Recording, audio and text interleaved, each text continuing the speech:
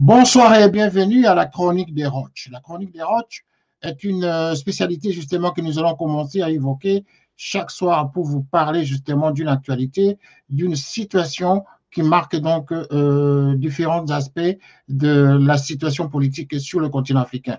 Mais nous allons nous attarder ce soir sur la situation de la République démocratique du Congo parce que c'est de cela dont il s'agit, le pays qui se trouve au centre du continent africain. Notre chronique de ce soir sera basé sur le paradoxe congolais.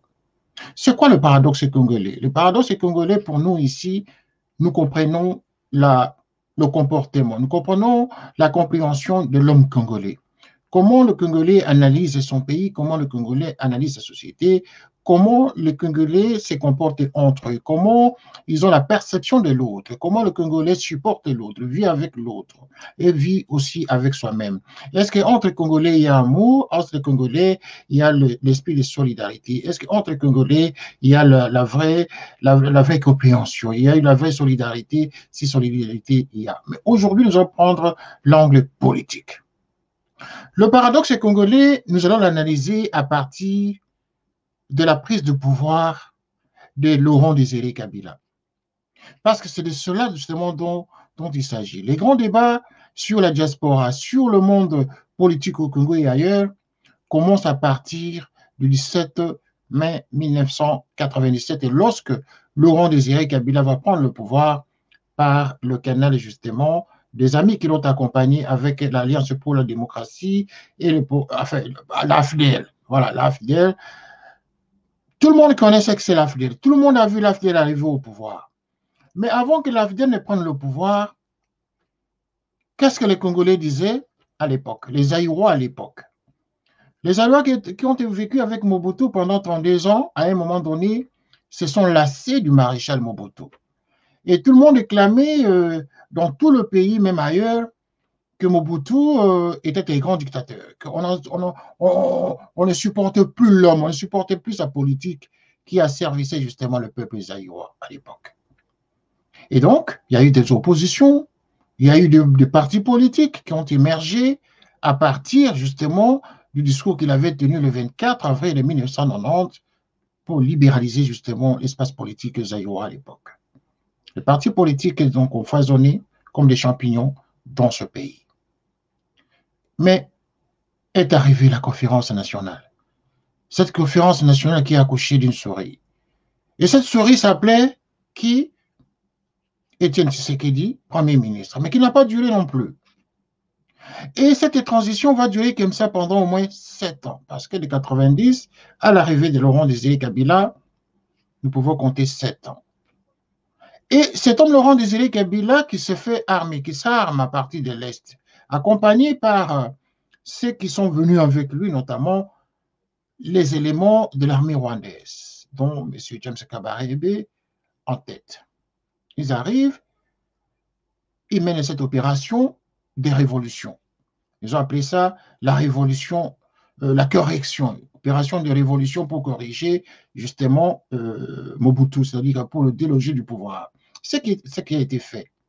Le 17 mai, voyez-vous que Laurent Désiré arrive, il y avait eu la liesse populaire. Tout le monde avait accepté l'arrivée des Laurent Désiré Kabila. Les Aïrois ont applaudi. Les Aïrois l'ont accepté. Les Aïrois l'ont adopté. Laurent Désiré est installé au pouvoir. Il a commencé à travailler pour changer l'homme congolais. Laurent Désiré Kabila a commencé justement à poser des actes révolutionnaires. Laurent Désiré Kabila, à l'époque, tout le monde espérait que le Congo devait changer. Le Congo devait amorcer justement son élan démocratique. Mais hélas, l'homme sera fauché parce que les impérialistes, ceux justement qui n'aiment pas le développement du Congo, n'ont pas voulu que cet homme reste au pouvoir. Il a posé des actes nationalistes. Il a posé des actes pour lesquels justement tous les Congolais épris de liberté et d'amour de leur patrie ne pouvaient que l'applaudir. Et il avait eu justement le soutien populaire, le soutien du peuple congolais. Oui, Laurent Désiré Kabila avait mérité ce respect, cette considération nationale. Mais il se fera donc que les lobbies internationaux vont s'organiser les pouvoirs, les puissances internationales vont s'organiser pour mener le forfait qu'ils ont donc imposé aux Congolais en assassinant Laurent Désiré Kabila. D'où nous allons commencer maintenant à analyser cette question du paradoxe congolais. Laurent Désiré Kabila sera assassiné. L'homme qui, 3 ans plus tôt, était adulé par tous les Congolais. Lorsqu'on va l'assassiner, oui, le Congolais avait regretté. Le Congolais avait pleuré cet homme, Laurent Désiré Kabila. Celui-là qui faisait rappeler aux Zaïrois, aux Congolais, cet esprit nationaliste de Lumumba et de tous les nationalistes, tous les martyrs et des héros nationaux qui sont décédés dans les années d'après les indépendances. Oui, Laurent Désiré Kabila était l'homme de la situation parce qu'il voulait montrer au monde comment il fallait se comporter lorsqu'on devait justement développer son pays. Il est venu pour cela. Il a posé des actes révolutionnaires. Il a imposé la discipline. Il a montré aux gens comment il fallait travailler. Il a créé des situations pour que les Congolais prennent conscience de l'esprit de développement, l'esprit du civisme, du patriotisme. Oui, il a conscientisé le peuple congolais. Mais lorsqu'il sera assassiné, qu'est-ce que nous n'avons pas entendu? Lorsque son successeur va prendre le pouvoir, c'est à partir d'ici justement que nous allons essayer d'analyser ce paradoxe congolais. Laurent Désiré Kabila sera assassiné, mais aucun Congolais ne va se soulever, aucun Congolais ne va dire, voilà, nous qui sommes de l'opposition, prenons le pouvoir. Nous qui connaissons le Congo, prenons le pouvoir. Mais ils vont se chamailler entre eux. Mais lorsqu'ils vont se chamailler entre eux, tellement que la timidité de l'environnement faisant, personne n'avait le courage de se lever son petit doigt.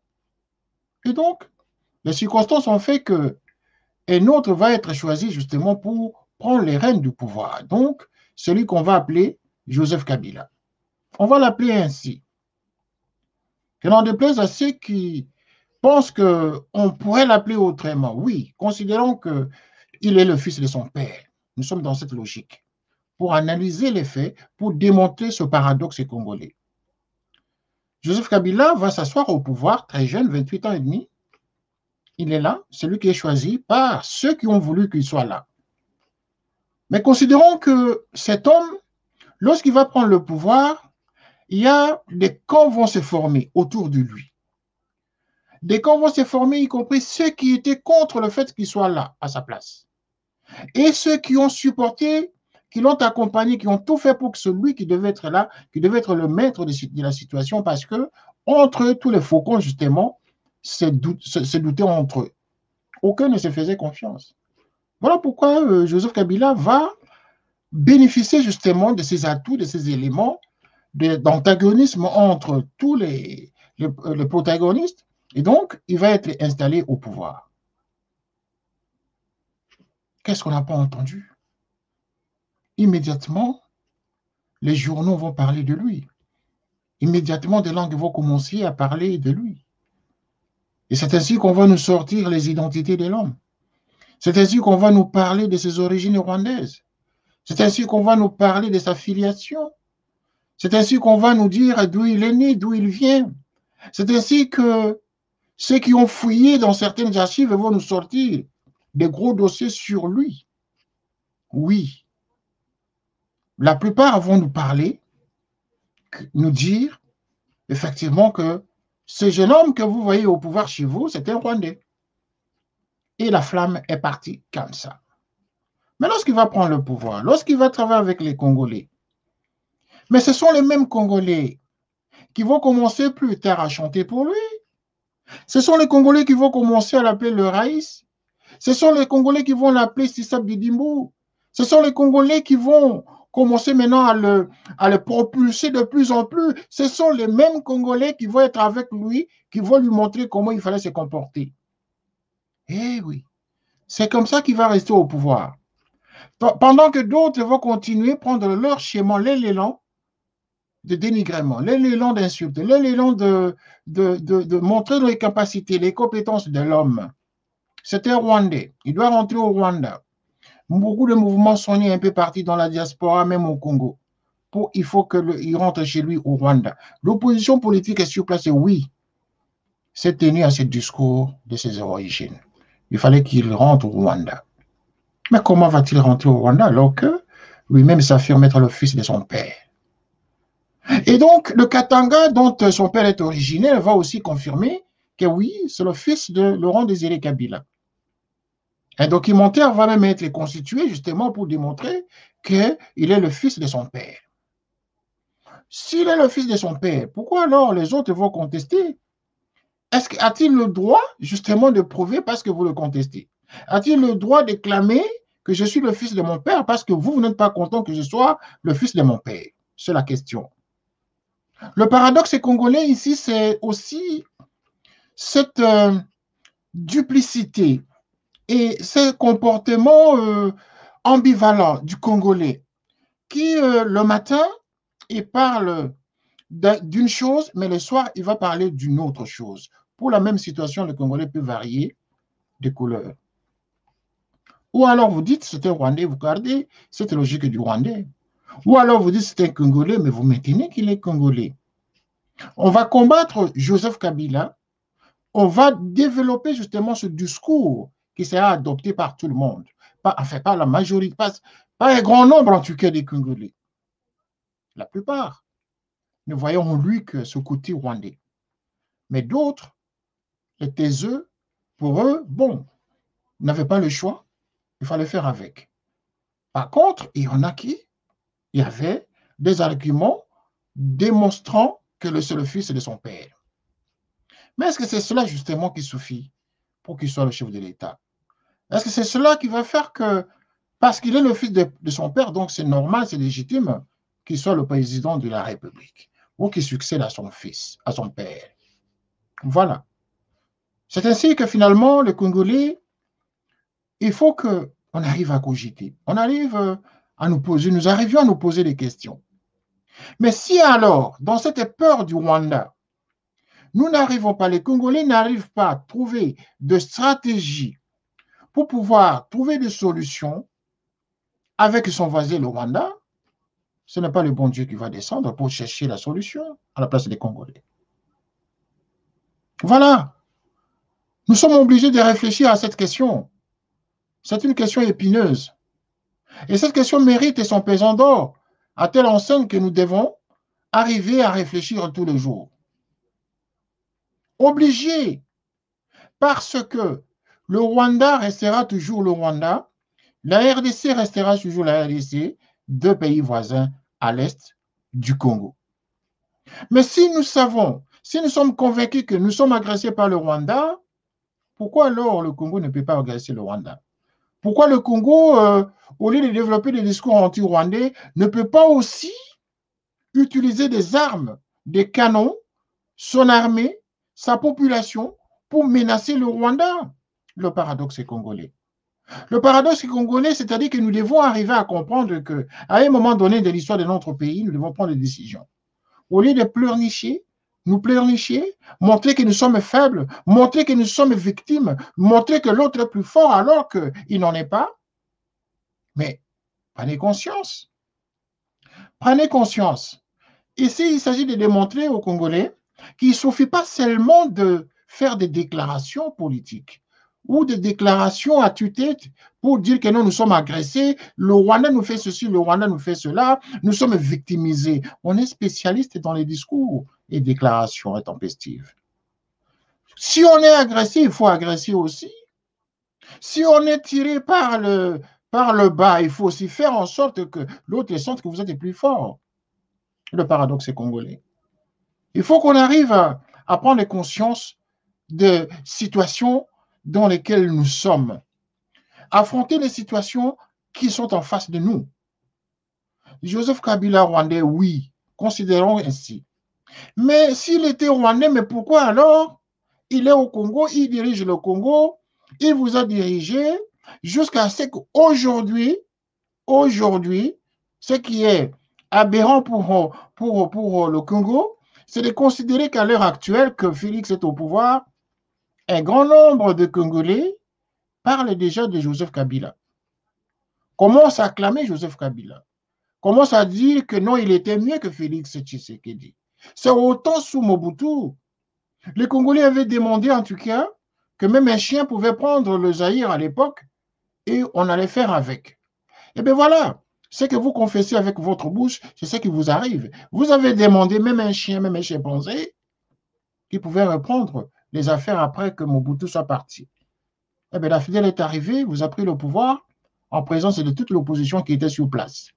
Tous ces grands professeurs d'université à l'époque, qui étaient dans des partis, l'UFERI, l'UDPS et d'autres partis politiques, n'ont pas été capables de soulever leurs petits doigts pour s'organiser dans les partis politiques et prendre le pouvoir pour empêcher justement la Fidèle à venir au pouvoir. Pourquoi vous en plaindre? Pourquoi vous en plaindre lorsque la Fidèle arrive? Parce que vous-même à l'intérieur, vous n'êtes pas compétent, vous n'êtes pas capable d'endiguer les difficultés qui vous sont affrontées. Pourquoi vous en plaindre lorsque vous êtes incapable justement de résister devant le mal, si mal il y a? Pourquoi alors vous contester lorsqu'il y a un système qui vous est imposé parce que vous êtes incapable? Vous vous chamaillez entre vous, vous êtes incapable de vous supporter entre vous. Le paradoxe est congolais. Sortez de cette misogynie, sortez de ces complexes, sera alors une des solutions. Les Congolais devaient comprendre que la situation du Congo dépend du Congolais. La situation du Congo ne dépend pas de l'autre. La situation du Congo ne dépend pas des étrangers. Mais c'est d'abord le Congolais qui doit se purifier. C'est d'abord le Congolais qui doit comprendre qu'il doit trouver des solutions dans sa situation. Oui, le paradoxe est congolais. Pourquoi les Congolais ne voient le mal qu'ailleurs? Pourquoi le Congolais ne voit le mal que chez l'autre? Pourquoi le Congolais n'est pas capable de comprendre qu'il est d'abord responsable de ce qui lui arrive? Le Congolais devrait se construire seul d'abord. Faire ce qu'on appelle l'autopsie intérieure. Faire ce qu'on appelle l'introspection personnelle. Oui, prise de conscience individuelle, nationale, c'est cela d'abord.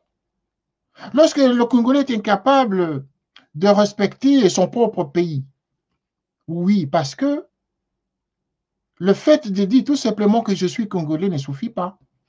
Le fait de clamer haut et fort que mon pays est agressé ne suffit pas. Le fait de dire tout simplement que voilà, notre pays est agressé ne suffit pas. Mais il faut poser des actes. Si le Rwanda vous agresse, agressez aussi le Rwanda. Voilà. Donc, Laurent Désiré Kabila va prendre le pouvoir. Quelques années, certains commencent à pleurer Mobutu.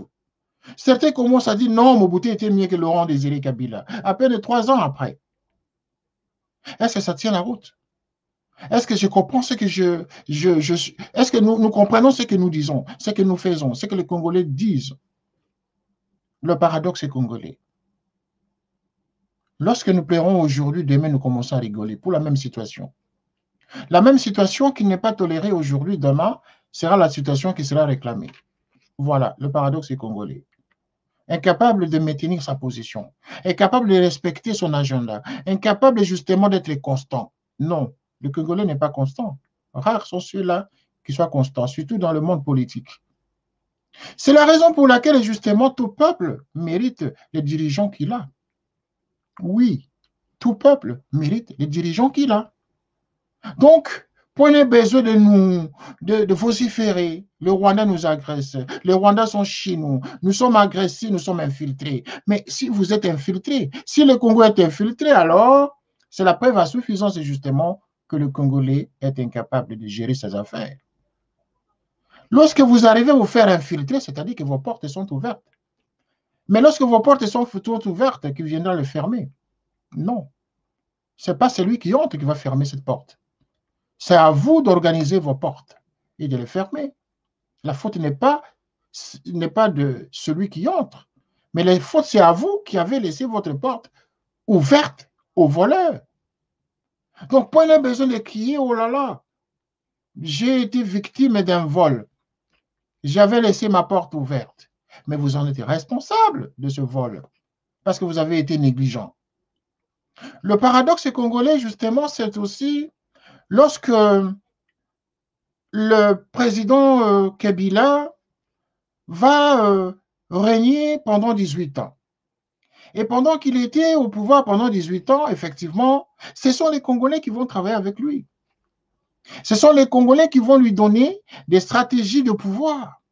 Ce sont les Congolais qui vont l'aider à progresser, à prendre l'ascension politique. Un jeune homme de 28 ans qui arrive au pouvoir, il est clair qu'il n'avait pas, ça il faut qu'on se le dise, il n'avait pas l'expérience politique. Un jeune homme qui portait juste des bottes militaires, avec une arme à la main, dans la rébellion, soyons-en sérieux quand même, il n'avait pas la structure politique recommandée. Il a appris sur le tas, comme font les autres. Oui, il n'a pas eu une carrière scolaire ni académique quelconque. Ça, il n'y a personne qui va nous chercher à nous induire en erreur. Mais simplement que c'est lui qui a été choisi par les étoiles. Voilà. Mais vous, vous étiez là, vous les Congolais. Vous étiez là. Pourquoi vous n'avez pas été capable de vous organiser pour éviter que le mal arrive? Et donc, vous ne pouvez pas arrêter le cours de l'histoire. Et c'est lui qui sera président pendant 18 ans. Et certains vont finir par l'appeler le père de l'alternance. Oui, le père de l'alternance. Effectivement, l'histoire retiendra justement qu'il est parti, il a laissé le flambeau à son successeur, qui est donc le président Félix Tshisekedi. Le paradoxe est congolais. Lorsque Félix Tshisekedi est en l'opposition, mais il est dans l'UDPS. Il est dans l'UDPS applaudi par tous les membres de l'UDPS, ainsi que toutes les coalitions de l'UDPS et de l'opposition. Ils sont tous dans cette marmaille de l'opposition contre Joseph Kabila. Oui. Mais voyez-vous que quelque part, il faut reconnaître les bienfaits de l'homme.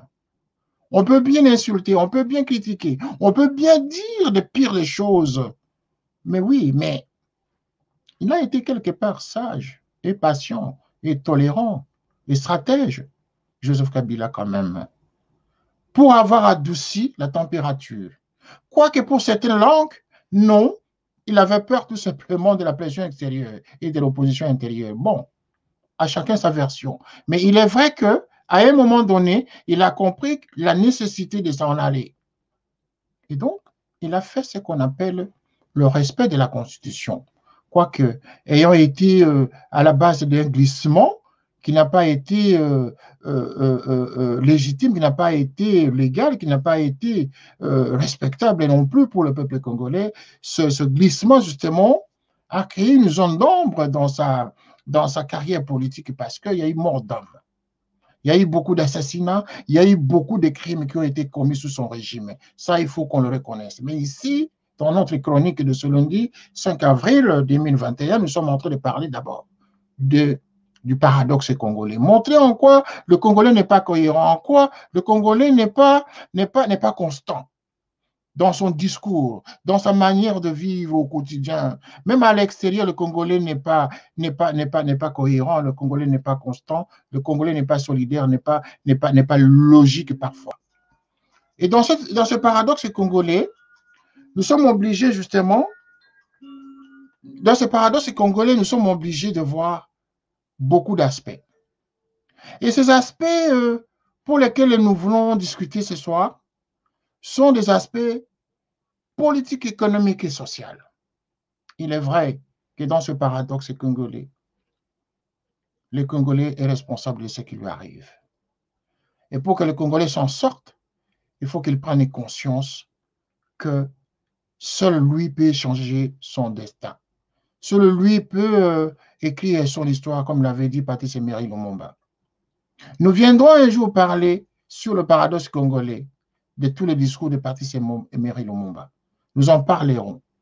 Mais ce soir, dans ce paradoxe congolais dont nous parlons ce soir, nous cherchons toujours à démontrer encore le Congolais doit comprendre que lorsqu'une situation lui arrive, c'est à lui de trouver des solutions. Ce n'est pas l'autre. L'autre n'est pas responsable de ton malheur. C'est vous qui créez des situations, des conditions pour que le mal arrive.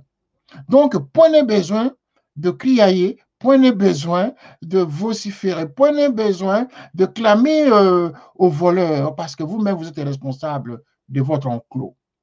Mais si vous n'avez pas fermé votre enclos, vous n'avez pas fermé la grille de votre enclos, vous n'avez pas mis la clé, vous n'avez pas...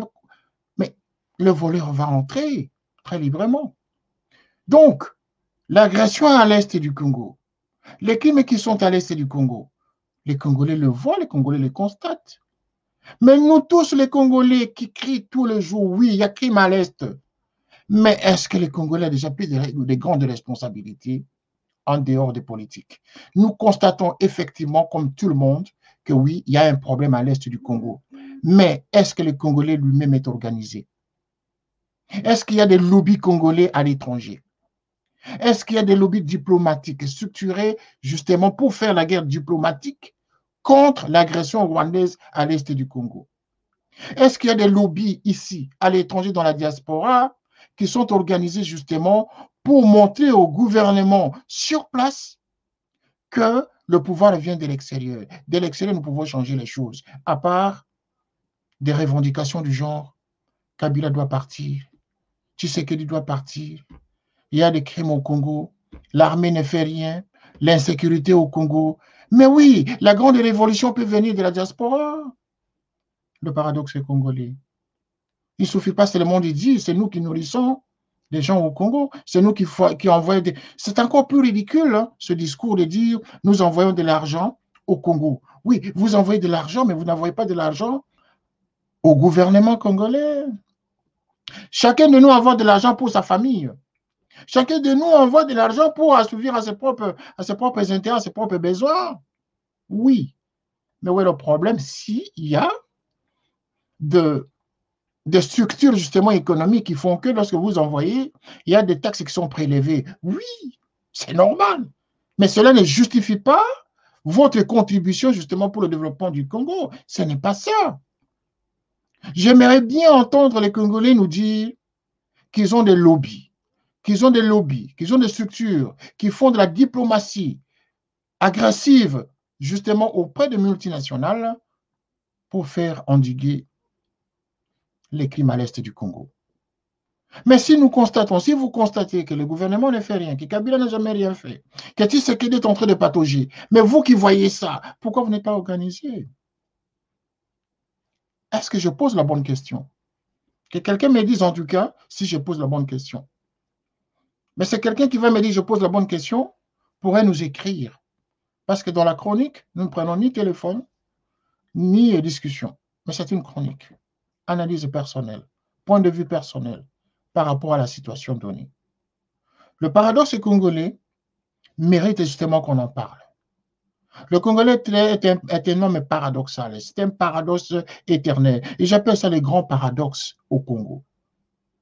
Le Congolais a du mal à comprendre que la situation politique de ce pays ne dépend pas du Congolais, que c'est un pays qui est convoité par les multinationales. C'est un pays qui est pris en otage par les puissances extérieures. Les Congolais ne veulent pas comprendre cette logique-là. Or, au lieu d'aller inquiéter les compatriotes congolais parce qu'ils appartiennent à telle ou telle structure politique, mais allez d'abord attaquer les structures, les multinationales installées au Congo. C'est là que vous allez faire entendre vos revendications. Le paradoxe congolais, c'est que le Congolais est incapable d'aller droit au but. Le Congolais aime des raccourcis. Et parfois, ces raccourcis pour n'aboutir à rien. Des raccourcis pour n'aboutir à aucun objectif. C'est ça, l'homme congolais. Très incompétent, très incapable. Oui, ça, c'est le mot qu'il faut utiliser. Si le Congo veut que les choses changent au Congo, il faut qu'il prenne son courage justement pour affronter la réalité. On ne peut pas voir passer autant d'années dans la diaspora et se comporter comme si on était sur place au Congo. Vous constatez, vous voyez, vous avez des éléments, mais attaquez le Congo auprès des organismes internationaux des droits de l'homme. Attaquer les structures qui menacent le Congo, attaquer les éléments des rebelles qui attaquent le Congo par des organismes des droits de l'homme qui sont dans des pays dans lesquels vous êtes installés à l'extérieur. C'est ça la meilleure diplomatie. C'est ça la meilleure façon de faire la guerre à ceux que vous appelez les agresseurs, parce que vous les connaissez. Le paradoxe est congolais, c'est ça. On menace les faibles au lieu d'aller menacer ceux qui sont justement les responsables de votre malheur, parce que vous les connaissez. Lorsque vous dites que le Rwanda menace le Congo, mais vous connaissez où se trouve l'ambassade du Rwanda. Si vous êtes aux États-Unis, vous connaissez où se trouve l'ambassade du Rwanda. Si vous êtes en Europe, en Allemagne, en France, au lieu d'aller menacer les ambassades du Congo, vos pauvres compatriotes qui vivent dans des conditions difficiles comme vous, parfois des conditions difficiles encore moins acceptables que les vôtres, au lieu d'aller les menacer, c'est ce qui m'a fait parfois un grand souci lorsque moi je vois des Congolais qui menacent les ambassades, qui menacent des conseillers d'ambassade qui les inquiètent. Moi je me dis, mais attends, on est où là? Mais est-ce que c'est ce pauvre homme, ce pauvre diplomate à l'ambassade, qui est le collaborateur justement qui contribue à l'agression à l'est du Congo? Non, messieurs. Le paradoxe est congolais. Au lieu d'aller menacer vos compatriotes à l'ambassade, dont les ambassades congolaises, allez menacer les multinationales, allez menacer les ambassades rwandaises à travers le monde, allez menacer les structures ougandaises qui sont à l'étranger, allez menacer des structures justement qui se comportent comme telles, parce que vous les connaissez. Le paradoxe est congolais. Évitez de menacer le vôtre parce que vous vivez dans les mêmes conditions de vie. Lorsque vous prenez l'avion, y compris ces diplomates congolais à l'étranger qui vivent dans des conditions de précarité, vous prenez l'avion, vous retrouvez tous dans le même aéroport de Kinshasa. Vous retrouvez tous dans le même quartier de Kinshasa ou des provinces du Congo. Au lieu d'aller les agresser, allez agresser ceux qui vous menacent. Allez agresser ceux qui menacent le Congo parce que vous les connaissez. Mais dans ce paradoxe congolais, comme on est faible en esprit, on a du mal justement à hausser sa culotte pour aller menacer l'ambassade des États-Unis. Parce que vous le savez, lorsque vous parlez de Makamé, oui, mais vous connaissez où se trouve l'ambassade des États-Unis. Lorsque vous balancez des images actuellement en montrant que, ben voilà, il a pris la place du président de la République, il commence à réunir le conseil militaire en réunion. Mais c'est ça le paradoxe congolais. Ça, c'est l'homme congolais qui est spécialiste dans les spéculations. Le paradoxe est congolais. Joseph Kabila va faire sa balade comme il a fait sa balade récemment au Katanga Kolwezi, à Kachamata. Il va sortir un peu vers Dubaï. Il va aller probablement vers le pays du Moyen-Orient, vers le Qatar et le reste. Mais c'est un homme libre aujourd'hui, Joseph Kabila, qui se déplace et qui mouve comme il le veut. C'est un citoyen libre qui se déplace comme vous et moi. Qu'est-ce qu'on n'a pas entendu? Il a pris la poudre d'escampette, il a fui le Congo. Félix l'a chassé du Congo. Il sera bientôt arrêté. Kabila a fui le Congo. Le paradoxe est congolais. Joseph Kabila est rentré au Congo. A-t-il été arrêté? Non. A-t-il été inquiété? Non. Spéculation sur spéculation. Le paradoxe est congolais. Un peuple sans position. Un peuple très indécis. Très indécis, toujours dans les rumeurs. Toujours dans la propagation justement des rumeurs pour décourager les gens rationnels, les gens qui raisonnent, les gens qui veulent faire des choses concrètes pour le Congo. Le paradoxe est congolais. Sortons du grand paradoxe pour améliorer les choses dans ce pays.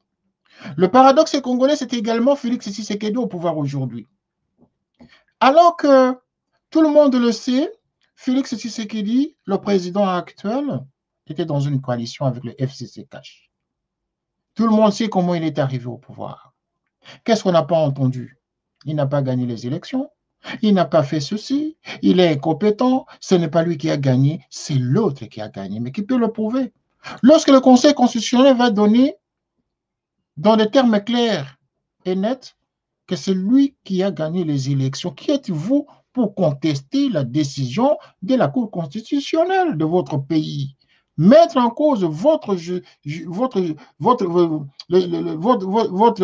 juridiction, votre justice, c'est justement porter atteinte même à l'État congolais.